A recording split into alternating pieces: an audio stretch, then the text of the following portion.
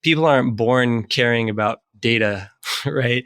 Like my goal in life is not track more stuff about myself. Like I want to have great relationships. I want to do well at work, hobbies, or whatever. The right data at the right time, personalized for me on things that I want to do, can really help me do those things better with less effort so that they can look good, feel good, perform well at the things they want to do.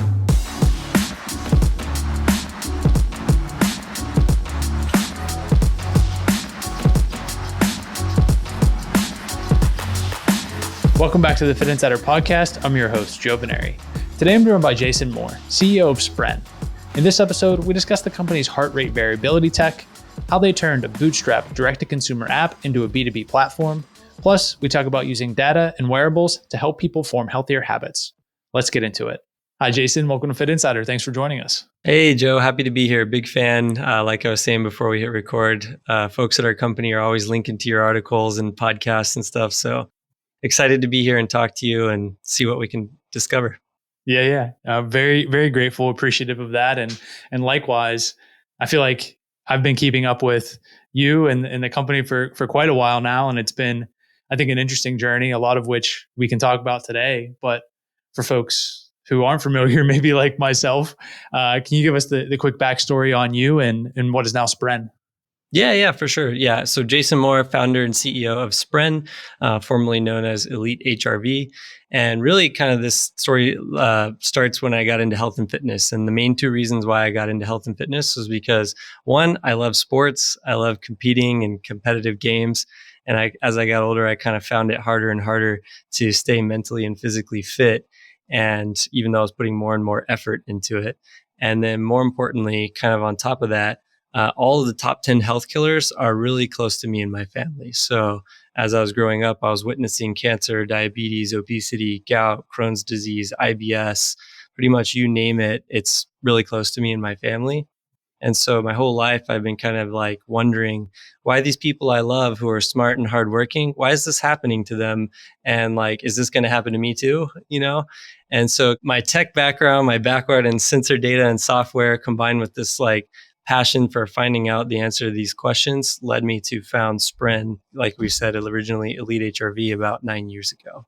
Yeah, you've been at it for a while, and it's always personally love hearing the why, right? That drives somebody to do these things. And I think definitely resonates with Anthony and myself. That's like we say now for 15 plus years, like it's basically like wake up and figure out how do we make the world healthier? Like how do we help people get healthier, live healthier lifestyles? And that's taken many different forms. And I think now, like yourself, it's like, how do we leverage technology and on all this great innovation to hopefully, change the trajectory for somebody who might be on a different path. So for you, as that relates to, where things are today, and you said starting 9 years ago, maybe not the entire step-by-step journey over the course of those 9 years, but can you just talk about like what ultimately you kind of started or conceived the company as, and maybe the big jumps forward that kind of led you to where you are today?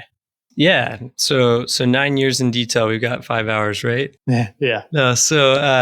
Basically, I really early on realized that the modern world we live in is making it really hard for people to be healthy and fit.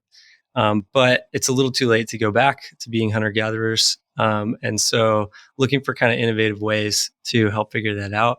And I have a background in tech, like I said, and sensor data in other industries, and then kind of brought that into health and fitness, that like orientation. So basically started out looking for what can we measure about the body that will make it easier to make better decisions day to day and try to like tighten the feedback loop. Because one thing I've learned in a past life is that if you're only measuring something once a year, it's really hard to change that thing, whatever it is, because behavior happens minute by minute, hour by hour, day by day, right?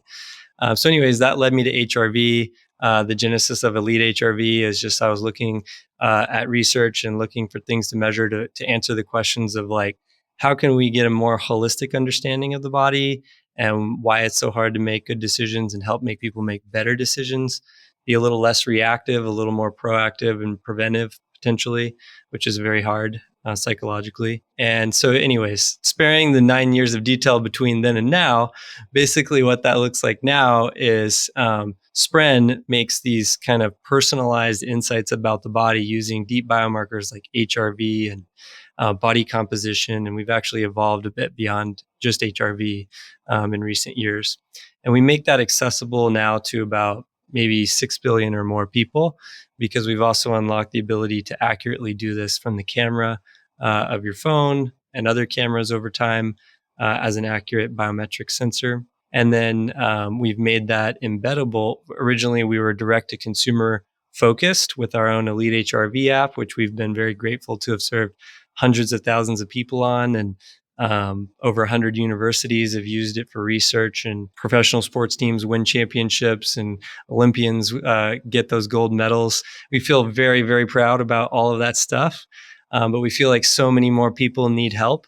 And so Spren was kind of the evolution of the business where not only did we grow beyond HRV as a biomarker, which is still important to us, but also working more with partnerships and embedding these types of insights and sensing technologies into other products and services. Because ultimately what we found is like, those are the places where people are actually trying to do stuff. And getting a little bit into the weeds right out of the gate, in the sense that people aren't born caring about data, right? Like, my goal in life is not track more stuff about myself, right? Like, I want to have great relationships. I want to do well at work or sport or hobbies or whatever. And data, the right data at the right time, personalized for me on things that I want to do, can really help me do those things better with less effort. And underneath the surface, that's kind of like the underlying goal here is, how could people get better results with less effort so that they can look good, feel good, perform well at the things they want to do? Yeah. And I think I want to circle back to the business model and how that evolved and potentially where it's going, but also just maybe a quick primer for folks who aren't aware. We kind of gloss over this, I feel like, a lot, with how ubiquitous like health tracking wearables have become and how we think about data and the feedback. But for someone who's not familiar, can you give them like the 30 or 60-second, like, hey, this is heart rate variability and this is why it matters? Yeah, it's great. Yeah. So it's a pretty deep subject. We actually have taught multi-hour courses on this subject alone, but basically there's these tiny variations in your heartbeat. Every single beat is slightly different than the one before it, of when it occurs, and sort of the inputs that the body is signaling for that beat. And so through this, by measuring these really precise changes in beat to beat intervals, which is this thing called heart rate variability, we can actually get a window really deep into the nervous system, the cardiovascular system, and the respiratory system. And especially the nervous system is exciting because it helps us understand, like, how are you responding to exercise, or how ready you are to exercise, or how has your recovery been? How is sleep going? What are your current stress levels like? How likely are you to get ill in the next 24 to 48 hours?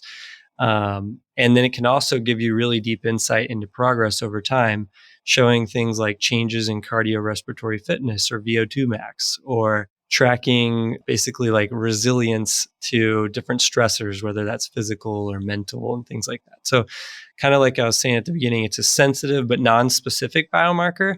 So you can go like really deep into the weeds on any specific really thing that people care about with HRV, but that sensitive non-specificity makes it a really powerful tool for just gut checking if things are working or not, basically. And that's what originally attracted us to it.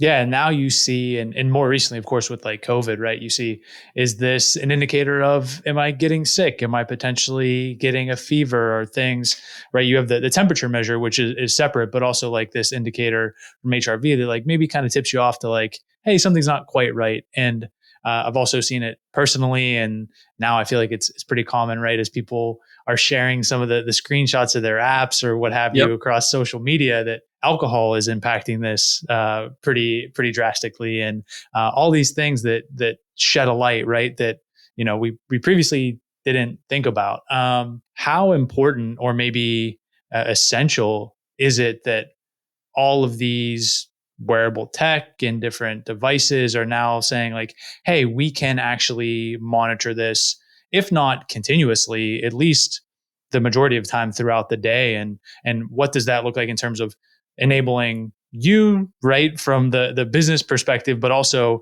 as you think about the individual and the user, we talk about that feedback loop and what it means and how we can look back across that data. I guess how impactful has that been, and maybe what does that look like as we continue that evolution? Yeah. So, I mean, HRV specifically is, I mean, a lot of metrics are garbage in, garbage out. And so I think I'm really excited to see the industry kind of embracing quality a little bit more, that we've been kind of beating that drum for nearly a decade. And at first we were like, no, chest straps only. And like, a good number of people were like, love the insights they get enough to wear a chest strap and put that on regularly, but a lot of other people are not. And so it is really cool to see that you can track this stuff more easily. That's like basically the underlying mission of our company, is to make this type of insights more accessible to more people. To play to your question a little bit, there's a couple of key things that people are going to be tracking about themselves now and in the near future. HRV and probably blood pressure and probably blood glucose, I would say, are like some pretty cornerstone biomarkers over the next decade that most people are going to start either dabbling with or tracking regularly. And again, HRV being a sensitive but non-specific marker, it benefits so much from context. And so one of the benefits of being able to track it more easily is it's also easier to start linking it to the things that you're actually doing.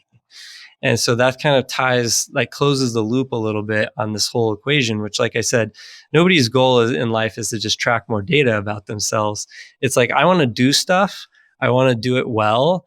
And I also I want to waste my time or my money or my energy. If I can do something better, I want to know that. Right. And so that's kind of the benefit and the thing that excites me most about making these types of data more accessible. And it's pretty wild to see now that we have this platform that people can kind of build on top of, the use cases that people come up with when you make this type of high quality data more accessible. Yeah, it's interesting, right? You talk about, it's like there's the level of making it more accessible and the hardware and kind of sensors improving to the point where we can use that data. But then there is like just like data overload. Like what do I do with this? What, from the perspective of, a brand or a company who's innovating on this level, like what do I even show to consumers, right? How do I structure that in the app? How do I make it available? How do I improve that feedback loop, or even modules for like behavior change on top of that? I think in your case, saying just making it widely available, and the things that people are coming up with are incredibly powerful. How do you can you give us, I think that's a good point to transition to the platform itself. What does Yeah. that platform look like? What are some of the use cases people are coming up with? And then ultimately, how is that, benefiting you from the business standpoint? Yeah, for sure. So like basically we've kind of been thinking like working backwards from the problems that, like, we always think about the consumer, the end user, the member, the client as the ultimate customer for us. Like, we really want to help people get better results with less effort basically, and feel good about the results they're getting. But kind of unpacking that, what we found is that you want slightly different things than I want. We have very different backgrounds, whether that's genetics or environment or the choices we make day to day. And so consumers and end users and members and clients, this group of people, they're kind of demanding more personalized products and services by necessity, and also more holistic products and services by necessity. And so what we found is that we were like the data people at first, and people were like, wow, I love the insights that you're giving me about my body. So now what should I do? And so we're like, well, good question. So what are you into? Like, are you into CrossFit competitions? Are you into just like playing with your grandkids, or do you want to have great mental clarity for your day job? Oh, and by the way, here's 1,000 other questions to try to get to know you. Yeah. And so we were giving great directional guidance, but people were craving a little bit more specificity. And what we found is that the evolution of our business and our platform led us to be able to make this type of stuff embeddable into other products and services where people are actually trying to do things. And so whether that's coaching or content driven experiences or community driven experiences where people are engaging either with each other or trying to make improvements to their health and fitness and wellness. Let's say like an app that we're really excited about partnering with is called Fitt. They help people with strength training. They have these really amazing algorithms that help you make progress and track quantitatively your progress on strength training. And they reach hundreds of thousands of people. And part of the thing that we're going to be helping them do is show that progress, because even with like the structured guidance of the algorithm in the app, like an AI coach, it's sometimes like just making health and fitness changes is hard. And you kind of need reminders that, hey, this is working.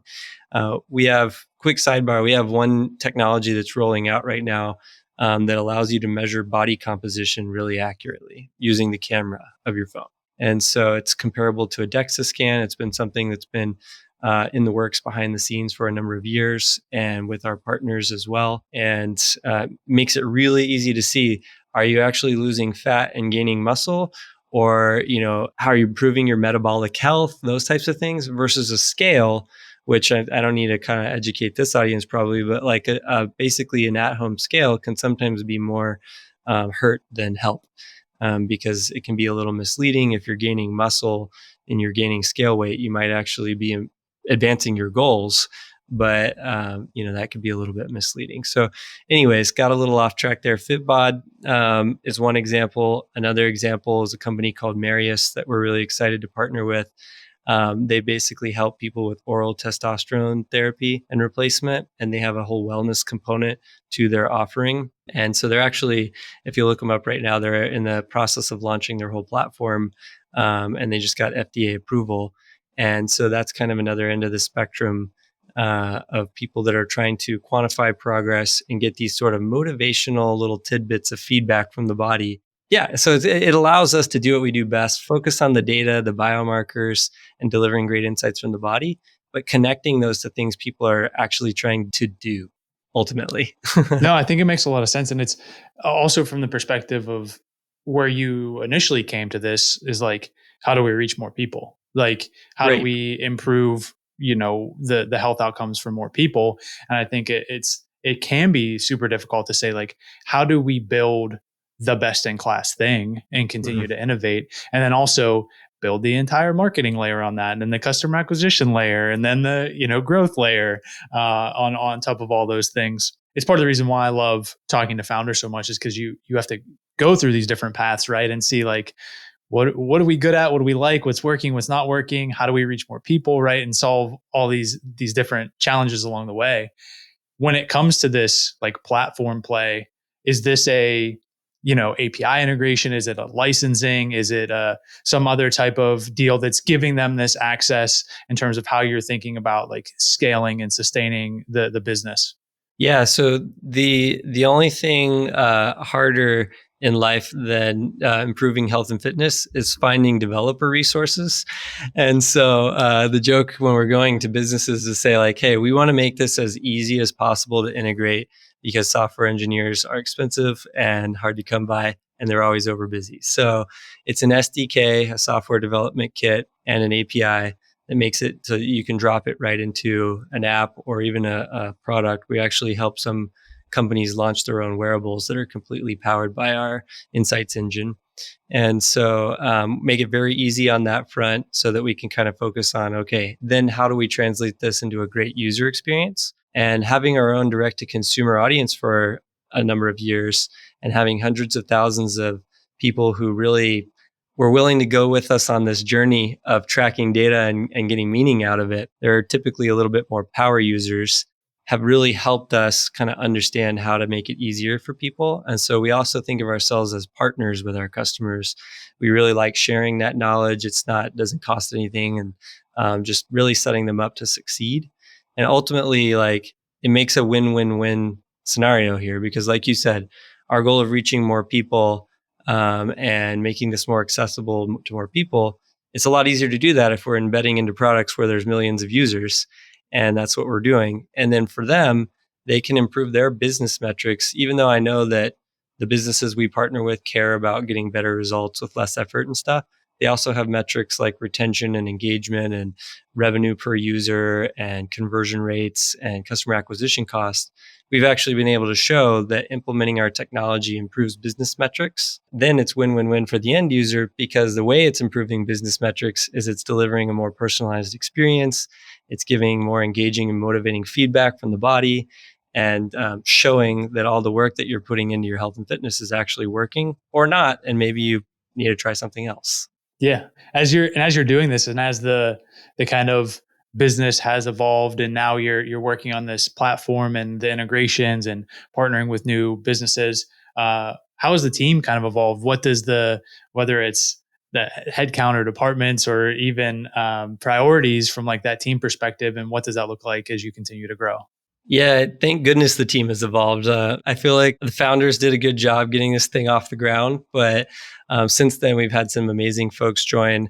Our chief innovation officer is a multi-time startup success story guy, and he is got a PhD in machine learning and signal processing and biomedical engineering, and so just an amazing brain to have on the team to help us really make sense of the thousands of sensors that we deal with and the billions of data points that we regularly process.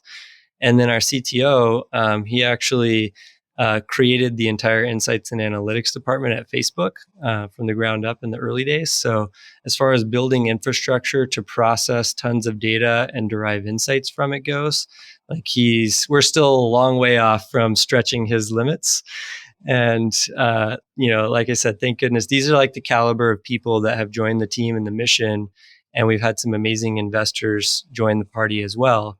I think this audience particularly would find interesting that we actually bootstrapped the majority of our journey, and we were a profitable company before we ever took in outside funding. And so the team has grown, the caliber of everybody has grown over time, and we've all grown together. And now, like, this is really a tech startup that is aiming to swing for the fences and, change the lives of 1 billion+ people. Whereas that may have been my desire in the beginning, the cards are actually lining up now to make that happen. Yeah, it's awesome. It's exciting to see. And you talk about initially bootstrapping and then going out and raising funding, recently closing new funding as you think about continuing to scale that business. What was that process like? When you say being focused on serving customers and thinking about making sure that you're providing something of value to them, and now doing the hard work behind the scenes, right, of laying this foundation for what it looks like going forward, going out and raising capital, pitching that much larger story to help millions or billion+ people. What was that process like, and what does that kind of leave you poised for going forward? Yeah. So, at risk of sharing too much detail, the first time I fundraised was really painful. I'm a first time founder. I'm really a product guy by nature.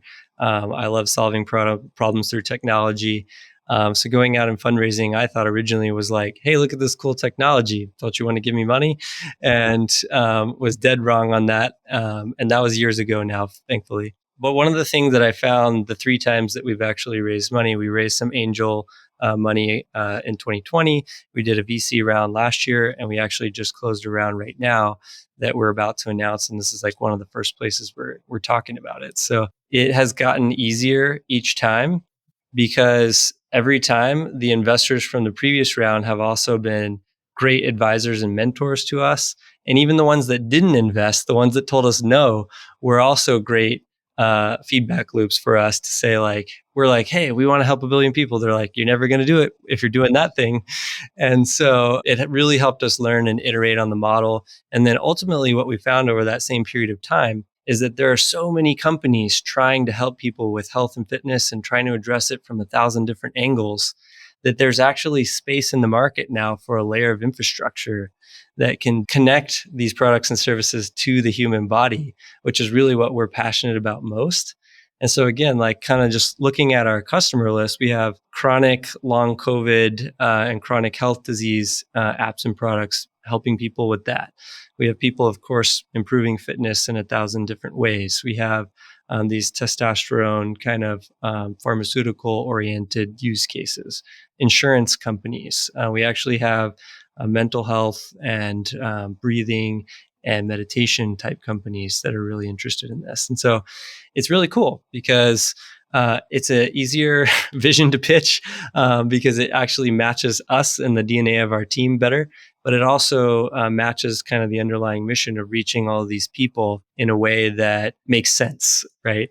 Versus saying like, oh, don't get me wrong, I love Elite Hrv and the audience there and the user base there and our community there is really a better way to say it. And we're still going to continue to support that community. But it's really hard to say, have everybody go to this one place to track their biomarkers and then go to other places and do the things that you want to do. And so we're really excited about this platform concept where we can focus on what we do best and we can power up all these experiences.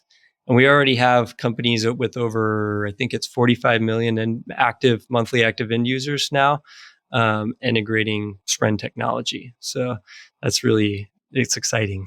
Yeah, right. That's huge to be able to kind of just even change how people access this information at scale.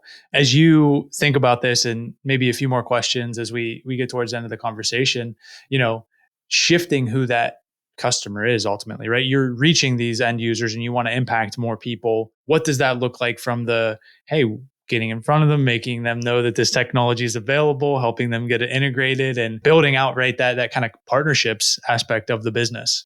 Yeah, it's a great question. Yeah, underneath the surface, a lot of people listening might appreciate that there's a lot of business learning happening as well over the past couple of years as we shifted more towards B2B platform. Also, recruiting other advisors and people to the team who knew a lot more about connecting the dots for those things. But basically, the critical thing is connecting the journey of the end user with the business metrics of our partners and making that really clear and easy to understand. And fortunately, it seems to be going really well. And so one of the things is like there's this tailwind of people interested in tracking things and people interested in more personalized and holistic experiences. So businesses are kind of looking for solutions, even if it's a small change from going from like, here's 1,000 workouts to choose from in your content library to here, let's measure your HRV real quick, get a recovery score, and then just narrow the selection pool by things that you're probably more recovered and better able to handle, right? That one small change actually dramatically amplifies the user experience. And so the results just speak for themselves, basically. And that's been really great because honestly, I'm not the most natural salesperson. I don't like asking people to do things that they're uncomfortable doing. So, I just try to build really great products, basically. Right. Yeah. That's the hard part, right? If it does the work for you, I mean, that's the ultimate, right? Just the results kind of speak for themselves. And I think everybody kind of hopes to get to that point when they're building something. But even when you're talking about narrowing down the workouts based on like that recovery score, it just gets to this level of personalization that I think the word is like almost became overused, right? Personalization, Yeah, it's personalized. It's so much of it has been based on preferences, and not right. personalization based on biomarkers, based on a recovery score, based on HRV. And now it's really getting to the place where it gets super interesting when you think about the potential there. And I don't have to tell you, but even when you say something like that, typically, right, you go to an app workout library and it's like, what type of music do you like? Yeah, How many times a week do you want to work out? And it's like, you click all the boxes and then it gives you the workouts. And this is a much different thing, which is, I think, super exciting. Looking ahead now, we talked about kind of the evolution, raising new capital, thinking about all these integrations, the whole host of different partners that really span fitness, mindfulness, chronic disease, healthcare, it sounds like. So a ton of potential there as well. As you and I'm sure you have with the team and internally, and especially as you're going through the investment process, but just in terms of thinking about things that are on the roadmap that are either most exciting or you're kind of talking to the team about and being like, hey, this is where we want to be as we get to, the next 3 to 6 months, right? Everything in startup land is much more condensed to a shorter time frame. So maybe even weeks or months as opposed to 6 months. But what's kind of coming up? What's top of mind for you that maybe you're talking to the team about or that we should look out for? Yeah, so Spren came out of stealth mode this year, and we had connections from our Elite Hrv audience that made it fortunately very easy to kind of get the platform launched and to get a lot of our early adopters really excited about it. A lot of those companies are coming online right now as we speak. And so it's a really exciting time for us to see all of these new products and services that have Spren embedded in them. And like even from wearable devices to apps and kind of everything in between. So that's a lot of the excitement right now is, as you can imagine, as a startup with customers that serve tens of millions of users, we're often quite busy just making sure that they're very successful with those rollouts. But we're starting to see a little bit of capacity to take on some more partnerships. And so that's another thing in the near future that we're doing. And there's always this natural continuous innovation cycle as well, kind of happening in the background. And so when we started out with Elite Hrv long ago, it was literally just showing data from the chest strap to the user, basically. And they would have to go read research studies and like figure out what to do with it, right? We've come so far, but there's still so far to go as far as this vision or mission of accessibility. It kind of breaks down into two buckets, and I'll try to stay tight on this. One is the hardware side. So the sensing, that's one reason why we're so excited about our camera technology and to support a variety of wearables. But our camera tech makes it easy for app developers who don't have their own wearable to make this accessible to a lot of people. And then the other is the interpretation of the data, right? So it's like accessibility is in part how you can interpret this for me, right? Because I don't have time to think about this, much less go read research studies. And so we're continuously pushing the envelope on saying like, oh, okay, instead of saying like your HRV is 76 milliseconds, we're going to say like, oh, for you, Joe, today, you're looking a little bit more stressed out. Maybe between your fourth and fifth meeting today, you take 5 minutes and do this breathing exercise, and you can expect greater mental clarity into the afternoon, right? Like something like that is far more valuable than saying your HRV is 76 milliseconds. And so that type of stuff will be continuously rolling out over the coming months. And especially as we partner with more exciting companies and really help them solve their problems, because each one's like a little bit different, whether it's kind of physical exercise or mental wellness or mental fitness or mental health. And there's a whole span of kind of adjacent goals that people have. Yeah, I think that point around feedback, and it's almost you beat me to the last question. You answered it, which is awesome. Is like how the platform evolves, right? In terms of what you're offering these people, and beyond the HRV reading, and then the second piece being like that behavior modification aspect, right? Like taking it that next step, the recommendations, the kind of little nudges. That's like, hey, this is what we do with this information. To your point, where nobody wants to sit around and like track everything and then read a bunch of research papers and try to figure out how to implement it. You can help do that for them and do that in kind of more apps and wearables and places along the way. So yeah, it's definitely exciting.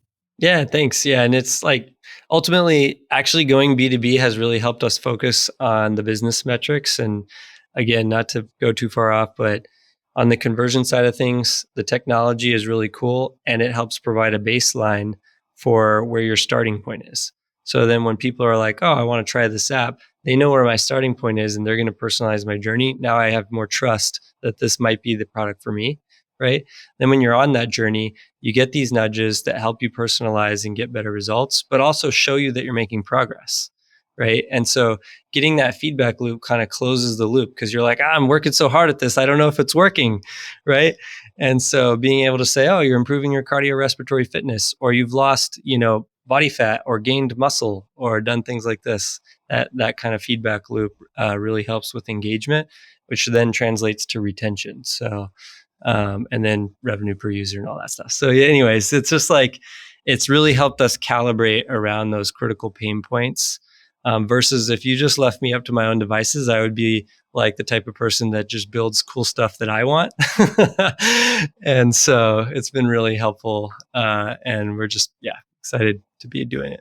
Yeah, that's part of it too. And we'll get you out of here in a second. But, oftentimes you do see, especially in the health and fitness space, like a former athlete or still an engaged athlete, whether they're professional or not, or whatever, played in college, just really passionate about it, weekend warrior, who personally went on like some type of journey to improve their performance or outcome or what have you.